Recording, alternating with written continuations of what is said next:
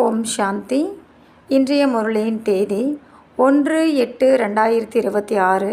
இன்றைய சாக்கார முரளியின் முக்கிய கருத்துக்கள் பாபா சொல்கிறாரு, இனிமையான குழந்தைகளே, பிறரை பற்றிய வீணான சிந்தனையை விட்டு தனக்கு நன்மை செய்யுங்கள்.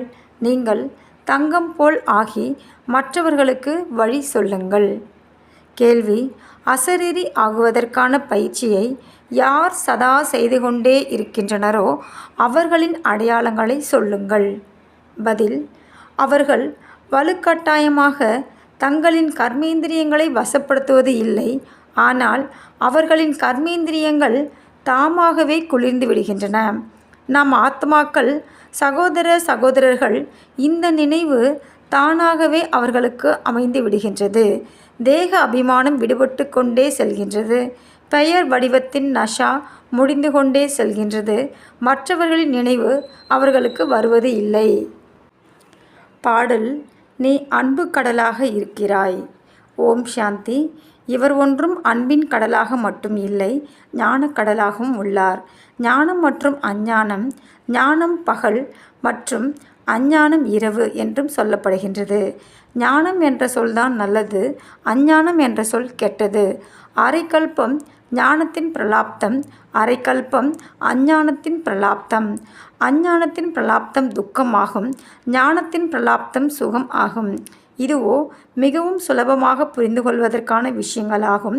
ஞானத்தினுடையது பகல், அஞ்ஞானம் என்பது இரவு. இதுவும் யாருக்கும் தெரியாது. ஞானம் என சொல்லப்படுவது எது, அஞ்ஞானம் என சொல்லப்படுவது எது, இவை எல்லையற்ற விஷயங்களாகும். ஞானம் என்பது என்ன, பக்தி என்பது என்ன என்று நீங்கள் அனைவருக்கும் புரிய வைக்கின்றீர்கள். ஞானத்தினால் நீங்கள் பூஜைக்குரியவர்களாக ஆகிக் கொண்டிருக்கின்றீர்கள். பூஜைக்குரியவர்களாக ஆகிவிட்டீர்கள் என்றால் என்னென்ன கோவில்கள் முதலானவை உள்ளன மற்றும் பூஜைக்கான சாதனங்கள் எவை என அறிந்து கொண்டு விடுகின்றீர்கள். இவை அனைத்தும் நினைவு சின்னங்கள் என்பதையும் அவற்றின் வரலாற்றையும் நீங்கள் அறிந்து கொள்கின்றீர்கள். யார் பூஜை செய்வதற்கு செல்கின்றனரோ அவர்கள் அறிந்து கொள்வது இல்லை. பூஜை என்பது பக்தி என சொல்லப்படும். பக்தியின் பலனை கொடுப்பதற்காக பகவான் பக்தர்களோடு சந்திக்க வேண்டியுள்ளது. அதுவும் பகவானே வந்து பூஜாரியில் இருந்து பூஜைக்குரியவர்களாக ஆக்குகின்றார். பூஜைக்குரியவர்கள் சத்யுகத்திலும் பூஜாரிகள் கலியுகத்திலும் உள்ளனர். குழந்தைகள், நீங்கள் அறிவீர்கள், இன்று இருப்பது என்ன, நாளை என்ன ஆகும் என்று. விநாசமோ நிச்சயமாக நடக்கப் போகின்றது. எந்த நேரம் வேண்டுமானாலும் நடக்கலாம். அதற்கான ஏற்பாடுகள் நடைபெற்று கொண்டிருக்கின்றன. அநேக இயற்கை ஆபத்துகள் நடைபெறும் என்று பாடப்பட்டும் உள்ளது.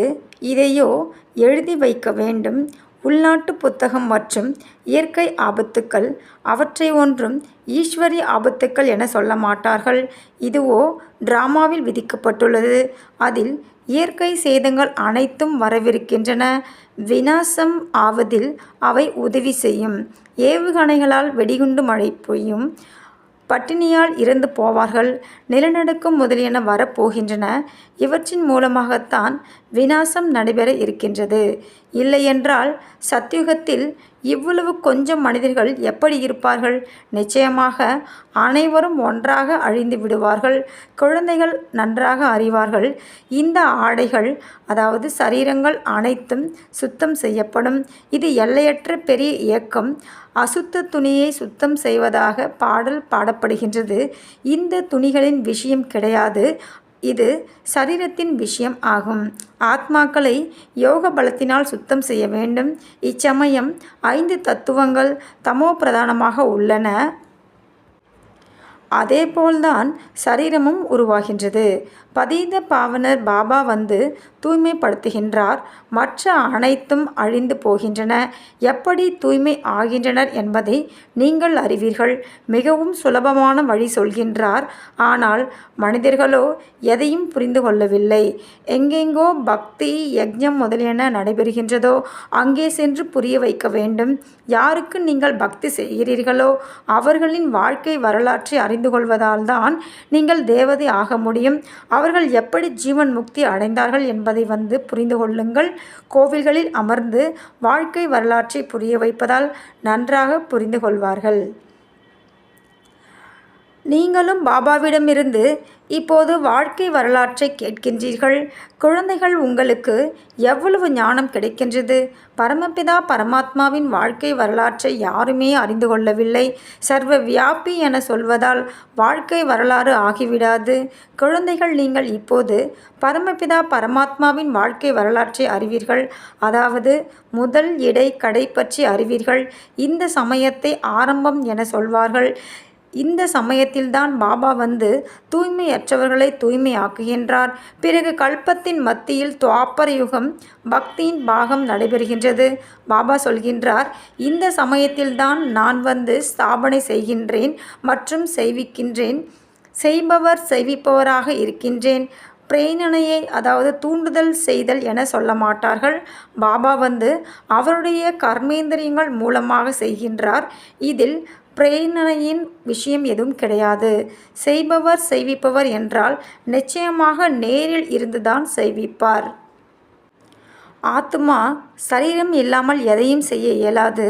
அநேகர் சொல்கின்றனர், ஈஸ்வரன்தான் அனைத்தையும் செய்கிறார் என்று. பாபா, நீங்கள் பிரேரணை செய்யுங்கள், என்னுடைய கணவரின் புத்தி சரியாகிவிட வேண்டும் என்கின்றனர். பாபா சொல்கின்றார், இதில் பிரேரணையின் விஷயமோ எதுவுமே கிடையாது. பிறகு சிவஜெயந்தி ஏன் கொண்டாடப்படுகின்றது? பிரேரணை மூலம் காரியம் நடைபெறும் என்றால் பிறகு அவர் வந்தது எதற்காக? முதலில் ஈஸ்வரன் என்பவர் என்ன பொருளாக உள்ளார், இது அவர்களுக்கு தெரியாது. ஈஸ்வரனின் பிரேரணையினால் அனைத்தும் நடைபெறுகின்றது என்று மட்டும் சொல்லிவிடுகின்றார்கள். நிராகாரர், அதாவது சரீரமற்ற பகவானின் பிரேரணையினால் என்ன செய்வார்?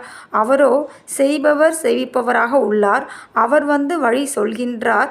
கர்மேந்திரியங்கள் மூலம் முரளி சொல்கின்றார். கர்மேந்திரியங்களின் ஆதாரத்தை எடுக்காதவரை எப்படி முரளி சொல்ல முடியும்?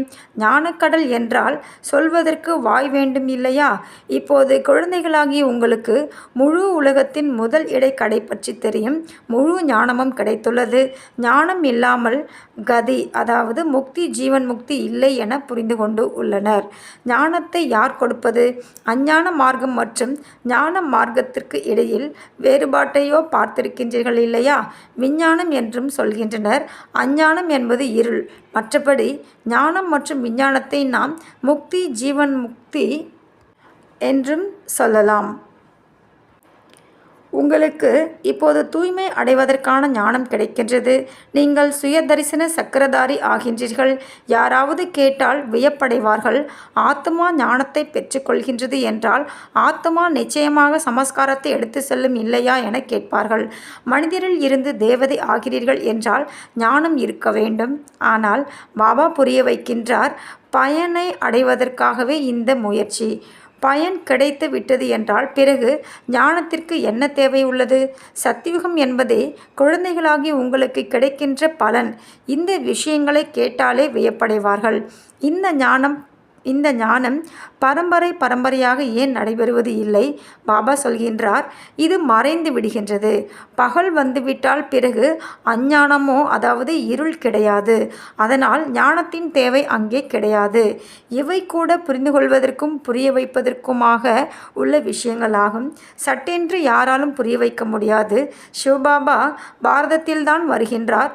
குழந்தைகளுக்காக பரிசு கொண்டு வருகின்றார். பக்தியின் பலனை கொடுப்பதற்காக இந்த விநாசமும் நிச்சயமாக நடைபெறப் போகின்றது. அதற்கான அறிகுறிகள் காணப்படுகின்றன. நீங்கள் கேட்டுக்கொண்டே இருப்பீர்கள். தீப்பொறி எழுகிறது என்றால் ஓரிரு மணிக்குள் முழு கட்டடமும் எரிந்து சாம்பலாகிவிடும். இது ஒன்றும் புது விஷயம் கிடையாது. விநாசமோ நிச்சயமாக நடைபெறத்தான் போகின்றது. சத்தியுகத்தில் இருப்பவர்கள் கொஞ்சம் மனிதர்கள், உயர்ந்தவர்களாக ஆவதில் எவ்வளவு முயற்சி செய்ய வேண்டியுள்ளது. மாயா மூக்கை ஒரே அடியாக பிடித்து விடுகின்றது. இதுபோல் கீழே விழுபவர்களுக்கு அதிக காயம் ஏற்பட்டு விடுகின்றது. பிறகு அதிக நேரம் பிடிக்கின்றது. பெரியதிலும் பெரிய காயம் காம விகாரத்தினுடையது ஆகும். அதனால் காமம் மகா சத்ரு என சொல்லப்படுகின்றது. இதுதான் தூய்மையை இழக்க செய்வது ஆக்குவது. முதல்ல நம்மளை தூய்மையை இழக்க செய்வது எதுனா காமம். விகாரத்தினால்தான் சண்டை நடைபெறுகின்றது. விகாரத்திற்காக விடுவது இல்லை என்றால் இதைவிட பாத்திரங்களை துலக்குவது நல்லது என்று நிச்சயமாக சொல்வார்கள். கூட்டி பெருக்கும் வேலை செய்தாலும் தூய்மையாக இருப்போம். இதில் அதிக தைரியம் வேண்டும். யாராவது பாபாவிடம் அடைக்கலமாக வருகிறார்கள் என்றால் பிறகு மாயாவும் சண்டையிட தொடங்குகின்றது. 5 விகாரங்களின் நோய் இன்னும் அதிகமாக மேலெழுகின்றது. முதலிலோ பக்கா நிச்சய புத்தி வேண்டும். உயிருடன் இருந்து கொண்டே இருந்து விட்டனர். இங்கிருந்து நங்கூரம் எடுக்கப்பட்டு விட்டது. கலியுக விவகாரங்களின் கரையிலிருந்து அதாவது இந்த கலியுகத்தின் கட்டுப்பாட்டிலிருந்து நீங்கள் விடுபட்டு விட்டீர்கள். இப்போது நாம் யாத்திரையில் போய்கொண்டு இருக்கின்றோம். நாம் அசரீரியாகி நம் வீட்டிற்கு செல்கின்றோம். ஆத்மாவுக்கு இந்த ஞானம் உள்ளது. நாம் ஒரு சரீரம் விட்டு வேறொன்றில் செல்வோம். நாம் இல்லற விவகாரங்களில் இருந்து கொண்டே தாமரை மலருக்கு சமமாக தூய்மையாகி யாத்திரையில் உள்ளோம். புத்தியில் நினைவில் இருக்க வேண்டும். இதுவோ சுடுகாடு. பிறகு நாம் சுகதாமம் செல்வோம். நமக்கு பாபா ஆஸ்தி தருவதற்கான யுக்தி சொல்லி கொண்டிருக்கின்றார். தூய்மை ஆகுவதற்காக நாம் யோகத்தில் இருக்கின்றோம். நினைவினால்தான் விகர்மங்கள் விநாசம் ஆகும். அப்போது ஆத்மா சரீரத்தை விடும். இந்த யாத்திரை எவ்வளவு அற்புதமானது! பாபாவை நினைவு செய்யுங்கள். தங்களின் ராஜதானியை நினைவு செய்யுங்கள். போதும். இவ்வளவு சுலபமான விஷயம் கூட நினைவிருப்பது இல்லை. அலஃப் தந்தையை நினைவு செய்யுங்கள். போதும். ஆனால் மாயா அதையும் நினைவு செய்ய விடுவது இல்லை. முயற்சி செய்ய வேண்டியுள்ளது. ஆத்மாவுக்கு ஞானம் கிடைத்துள்ளது. நம்முடைய பாபா வந்துவிட்டார். ஆத்மா படிக்கின்றது இல்லையா? ஆத்மா சரீரத்தின் மூலம் பிறவி எடுக்கின்றது. ஆத்மா சகோதரன் ஆகும். தேக அபிமானத்தில் வருவதனால் பிறகு அநேக சம்பந்தங்கள் ஆகிவிடுகின்றன. இங்கே நீங்கள் சகோதரிகளாக ஆகியிருக்கின்றீர்கள். தங்களுக்குள் சகோதரர்களாகவும் இருக்கின்றீர்கள். சகோதரிகளாகவும் இருக்கின்றீர்கள். இல்லற மார்க்கம் இல்லையா இது? இருவருக்குமே ஆஸ்தி வேண்டும். ஆத்மாதான் முயற்சி செய்கின்றது. தேக அபிமானம் இருக்கக்கூடாது. சரீரமே இல்லை என்றால் எதன் மூலம் விகாரத்தில் செல்வீர்கள்? நாம் ஆத்மா பாபாவிடம் செல்ல வேண்டும். எவ்வளவு யோகி ஆகிக்கொண்டே செல்கின்றோமோ கர்மேந்திரியங்கள் சாந்தமாகிக் கொண்டே செல்லும். இப்போ நம்ம எந்த அளவுக்கு யோகா பண்ணுறோமோ அந்தளவுக்கு கர்மேந்திரியங்கள் அமைதி அடைஞ்சிரும். தேக அபிமானத்தில் வருவதால் கர்மேந்திரியங்கள் சஞ்சலம் அடைகின்றன. ஆத்மா அறிந்துள்ளது. நமக்கு பிராப்தி ஏற்பட்டு கொண்டிருக்கின்றது. சரீரத்திலிருந்து விலகி கொண்டே செல்வீர்கள். ஆனால் கர்மேந்திரியங்கள் சாந்தமாகிக் கொண்டே செல்லும். சந்நியாசிகள் மருந்து உட்கொண்டு கர்மேந்திரியங்களை சாந்தப்படுத்துகின்றார்கள். அதுவோ ஹடயோகம் ஆகின்றது இல்லையா? நீங்களோ நினைவு மூலம் காரியமாற்ற வேண்டும். யோக பலத்தினால் நீங்கள் கர்மேந்திரியங்களை வசப்படுத்த முடியாதா என்ன? ஆத்ம அபிமானி ஆகிக்கொண்டே செல்வீர்கள். ஆனால் அந்த அளவுக்கு கர்மேந்திரியங்கள் சாந்தமாகிக் கொண்டே செல்லும். மிகுந்த முயற்சி செய்ய வேண்டியுள்ளது. இதனால் கிடைக்கும் பலன் மிக உயர்ந்தது இல்லையா? பாபா சொல்கின்றார், யோக பலத்தினால் நீங்கள் உலகின் எஜமானர் ஆகின்றீர்கள். கர்மேந்திரியங்கள் மீது வெற்றி கொள்கின்றீர்கள். அதனால் பாரதத்தின் யோகம் புகழ் பெற்றதாக உள்ளது. நீங்கள் மனிதரில் இருந்து தேவதையாக, தூய்மையற்றதிலிருந்து தூய்மையானவர்களாக ஆகின்றீர்கள். பிரஜைகளும் கூட அங்கே சொர்க்கவாசியாகத்தானே இருக்கின்றார்கள். யோக பலத்தினால் நீங்கள் சொர்க்கவாசி ஆகின்றீர்கள். தேக பலத்தால் ஆக முடியாது. முயற்சி ஒன்றும் அதிகம் இல்லை. குமாரிகளுக்கோ முயற்சியே தேவையில்லை என்பது போலத்தான் அவர்கள் சுதந்திரமாக உள்ளனர். விகாரத்தில் சென்றால் பெரிய பஞ்சாயத்தாக, சிக்கலாக ஆகிவிடுகின்றது. குமாரியாக இருப்பது நல்லது. இல்லையென்றால் பிறகு அதர் குமாரி என்ற பெயர் ஆகிவிடும். யுகலாக கூட ஏன் ஆக வேண்டும்? இதிலும் கூட பெயர் வடிவத்தின் நஷா ஏறி விடுகின்றது. இதுவும் கூட மூர்க்கத்தனம். இது கூட மூர்க்கத்தனம் ஆகும். யுகல் அதாவது தம்பதியான பிறகு பவித்திரமாக இருப்பதற்காக மிக அதிக தைரியம் வேண்டும். ஞானத்தின் முதிர்ச்சி வேண்டும். அநேகர் தைரியம் வைக்கின்றனர்.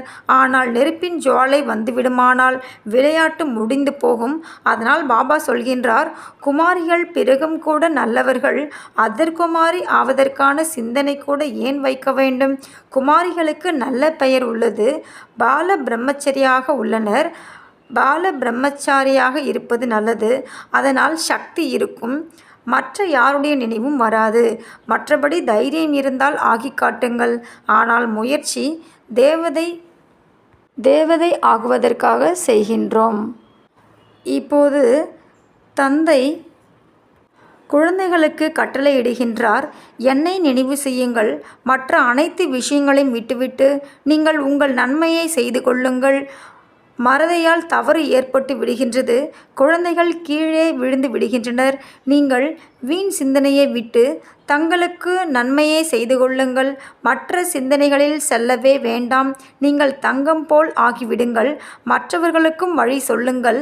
சதோபிரதானம் ஆகுவதற்கு ஒரே உபாயமே உள்ளது. தூய்மையாகாமல் முக்திதாமம் செல்ல இயலாது. உபாயம் ஒன்று மட்டுமே உள்ளது. பிறகு அந்தமதி சோகதி ஆகிவிடும். மற்றவர்கள் பற்றி வீணானவற்றை பேசுவதை விட்டுவிட்டு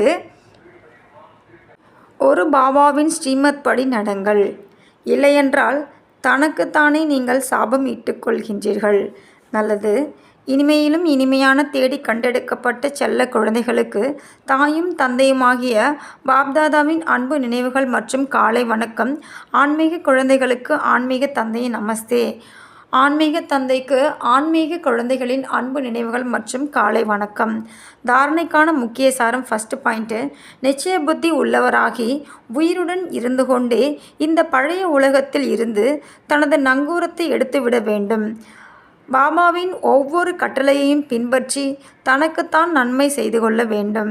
ரெண்டாவது பாயிண்ட்டு, மற்றவர்கள் பற்றிய சிந்தனையை விட்டு தனது புத்தியை தூய்மையான தங்கமாக ஆக்கிக்கொள்ள வேண்டும். மற்றவர் பற்றிய வீண் பேச்சுகளில் தனது நேரத்தை வீணாக்கக்கூடாது. யோக பலத்தினால் தன்னுடைய கர்மேந்திரியங்களை சாந்தமாக குளிர்ந்ததாக ஆக்கிக்கொள்ள வேண்டும். இன்றைய வரதானம், தன்னுடைய வெற்றி அல்லது சாதனையை நிச்சயம் என்று புரிந்து கொண்டு சதா கவலையின்றி இருக்கக்கூடிய நிச்சய புத்தி உள்ளவராக ஆகுக. விளக்கம், எப்போதும் தந்தை மீது சுய பாத்திரத்தின், அதாவது தன்னுடைய பார்ட் மீது மற்றும் நாடகத்தின் ஒவ்வொரு நேரடி காட்சியின் மீதும் 100% நிச்சய புத்தி உடைய குழந்தைகளின் வெற்றி அல்லது சாதனை கண்டிப்பாக உறுதி ஆகும். நிச்சயம் வெற்றி என்பதால் அவர்கள் சதா கவலையின்றி இருக்கின்றார்கள். அவர்களின் முகத்தில் கவலையின் எந்த ஒரு கோடும் தென்படாது. இந்த காரியம் அல்லது இந்த சங்கல்பம் நிறைவேறி விட்டது என்ற நிச்சயம் அவர்களுக்கு சதா இருக்கும். அவர்களுக்கு ஒருபோதும் எந்த விஷயத்திலும் கேள்வி எழ முடியாது. ஸ்லோகன், கேட்டதிலும் மற்றும் சொல்வதிலும் பாவனை மற்றும் உணர்வை மாற்றிவிடுவதுதான் சூழ்நிலையை, அதாவது வாயுமண்டலத்தை கெடுப்பது ஆகும். இன்றைய அவ்வக்த இஷாரா, தூய்மையற்ற விதையை கூட முடித்துவிட்டு சம்பூர்ண தூய்மை ஆகுங்கள். முழுமையான பவித்திரத்தின் கணக்குப்படி வீண் சங்கல்பமும் கூட அபவித்ரத்தாவின் விதையாகும். வீண் சங்கல்பம் ஓடுவது பெரும்பாலான குழந்தைகளிடம் இன்னும் இந்த சமஸ்காரம், இந்த பழக்கமானது இருந்து கொண்டே இருக்கின்றது. வீண் சங்கல்பத்திற்கு அடிப்படை மனம்தான். அது மன்மனாபவ ஆக விடுவது இல்லை. எனவே ஸ்ரீமத் என்னும் கடிவாளத்தை இறுக்கி பிடித்து வீண் சங்கல்பங்களின் அபவித்ரத்தாவை அழித்து விடுங்கள். நல்லது. ஓம் சாந்தி.